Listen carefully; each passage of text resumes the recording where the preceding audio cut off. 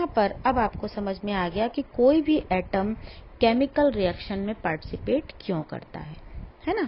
तो इसलिए chemical reactions होती हैं क्योंकि हर एटम को अपना आउटर मोस्ट ऑर्बिट कंप्लीट करना होता है। आपने नोबल गैसेस या इनर्ट गैसेस के बारे में सुना होगा कि वो रिएक्शन नहीं करती। क्यों नहीं करती? क्योंकि उनके आउटर मोस्ट ऑर्बिट में 8 इलेक्ट्रॉन्स हैं, तो उन्हें जरूरत ही नहीं है रिएक्शन में पार्टिसिपेट करने की, इसलिए वो केमिकल रिएक्शंस नहीं करती। तो अब आपको समझ में आ गया होगा कि केमिकल रिएक्शंस क्यों होती हैं और केमिकल रिएक्शंस किसे कहते हैं।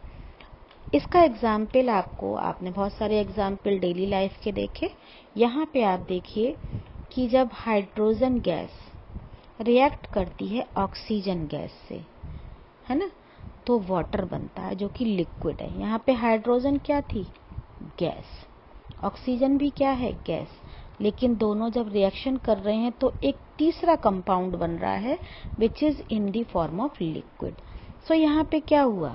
फिजिकल स्टेट भी चेंज हुई, यानी दोनों जो पार्टिसिपेट कर रहे थे केमिकल रिएक्शन में वो दोनों गैस फॉर्म में है, लेकिन जो नया प्रोडक्ट बना वो किस फॉर्म में है? लिक्विड फॉर्म में है। तो इसका मतलब क्या हो गया कि ये एक केमिकल रिएक्शन है जिसमें कि न केवल फिजिकल स्टेट चेंज हो रही है बल्कि एक नया प्रोडक्ट H2O भी बन रहा है जिसकी प्रॉपर्टीज अपने दोनों ही ओरिजिनल सब्सटेंस से बिल्कुल डिफरेंट हैं।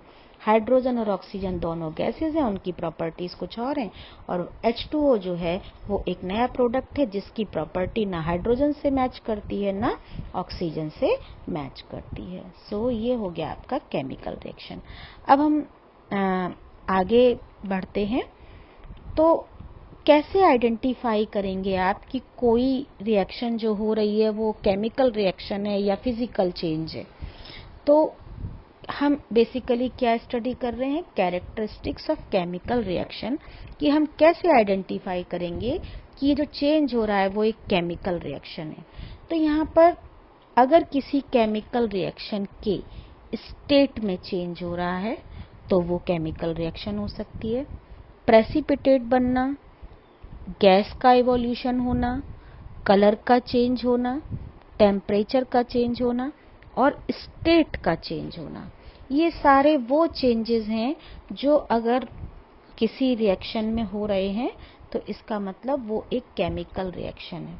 यहाँ पर ध्यान रखने की बात यह है कि जरूरी नहीं है कि एक बार में केवल एक ही कैरेक्टर आपको दिखाई दे। हो सकता है एक ही बार में चेंज स्टेट में भी हो रहा हो और कलर में भी चेंज हो रहा हो सकता है उसी रिएक्शन में गैस भी इवॉल्व हो रही हो और टेम्परेचर भी चेंज हो रहा हो। तो इसका मतलब कोई केमिकल रिएक्शन जब हो रही है तो वो इनमें से कोई भी कैरेक्टर शो कर सकती है और एक साथ कई कैरेक्टर्स को भी शो कर सकती है। तो हम एक एक करके सारे कैरेक्टरिस्टिक्स स्टडी करेंगे। तो first of all we take change of state, है ना, यानी स्टेट का चेंज होना है। और ये आप देख चुके हो कि ये कैरेक्टरिस्टिक जो है वो फिजिकल चेंज में भी होता है और केमिकल रिएक्शंस में भी स्टेट का चेंज देखने को मिलता है। यहाँ पर आप देखिए मैग्नीशियम, इसका सिंबल है Mg, है ना, मैग्नीशियम, और इसका रिएक्शन आपने कराया O2 से, तो magnesium plus O2। Magnesium ribbon के फॉर्म में यानी सॉलिड फॉर्म में है, ऑक्सीजन किस फॉर्म में है? गैस फॉर्म में। तो ये सॉलिड हो गया, ये गैस हो गया। और यहाँ पर जब आप इसको गर्म करते हैं, फिजिकल कंडीशन क्या अप्लाई किया आपने? उसको हीट किया। हीट करने पर ये दोनों कंबाइंड करते हैं और कंबाइंड होकर एक नया कंपाउंड बनाते हैं, एक नया प्रोडक्ट बनाते हैं, दैट इज मैग्नीशियम ऑक्साइड यानी MgO, 2MgO। तो ये एक नया प्रोडक्ट बना जिसकी प्रॉपर्टीज इन दोनों से अलग हैं और ये किस फॉर्म में है? वाइट फॉर्म, पाउडर फॉर्म में, यानी फॉर्म चेंज हो गया, स्टेट चेंज हो गया। जब आप मैग्नीशियम रिबन को बर्न करते हैं तो ये बर्न करता है डेजलिंग वाइट फ्लेम के साथ, यानी लाइट, वाइट कलर की लाइट, जो स्पार्कलिंग लाइट है वो इसके बर्न होने पर आपको दिखाई देती है। ये इसका कैरेक्टरिस्टिक फीचर है, क्योंकि ये जो रिएक्शन है ये कभी कभी आपसे एक्सपेरिमेंट में पूछ लिया जाता है कि शो करिए एक्सपेरिमेंट में कि मैग्नीशियम को जब आप एयर में बर्न करते हैं तो क्या होता है। तो वहां पे आपको मेंशन करना पड़ेगा कि डेजलिंग वाइट लाइट के साथ ये बर्न होती है। यहाँ पर फ्रिक्वेंटली पूछा जाने वाला क्वेश्चन है जो कि एग्जाम में बहुत पूछा जाता है कि before burning in air the magnesium ribbon is cleaned bye rubbing with a sand paper. यानी मैग्नीशियम को बर्न करने से पहले हम उसे सैंड पेपर से रब करके क्लीन करते हैं। तो ऐसा क्यों किया जाता है?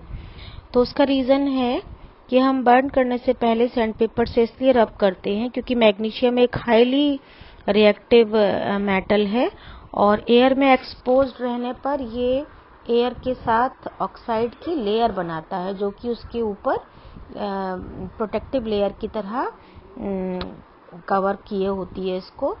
तो रिएक्शन में ये हिंड्रेंस क्रिएट करती है। यानी जब आप मैग्नीशियम को बर्न करते हैं तो उस बर्निंग में ये हिंड्रेंस क्रिएट करती है लेयर। तो आप सैंड पेपर से रब करके इस ऑक्साइड की लेयर को रिमूव करते हैं जिससे कि रिएक्शन स्पीड अप हो सके, यानी कि मैग्नीशियम रिबन जो है वो ऑक्सीजन के साथ जल्दी रिएक्शन कर सके और फास्टली बर्न हो सके। तो ये इसका आंसर है। तो ये केयरफुली आप लोग इसको लर्न करेंगे। अब नेक्स्ट जो आता है वो आता है formation of a precipitate. So here precipitate is a new word for you. क्या होता है प्रेसिपिटेट? इसके लिए आपको एक बिल्कुल सिंपल होमली एग्जाम्पल देती हूँ। आपने देखा होगा कि आपके घर में पनीर बनता है तो उसमें क्या करते हैं कि मिल्क जो होता है उसका जो सॉलिड पार्ट होता है वो नीचे सेटल हो जाता है बॉटम पर। जब दूध फटता है तो सॉलिड जो है वो सेटल हो जाता है जिसे आप पनीर कहते हो, और लिक्विड पार्ट जो है वो ऊपर रह जाता है। वो सॉलिड जो कि मिल्क से सेपरेट हुआ दैट इज प्रेसिपिटेट। सो जो पनीर आप ले रहे हो वो क्या है, उसको आप एक प्रेसिपिटेट समझ सकते हैं।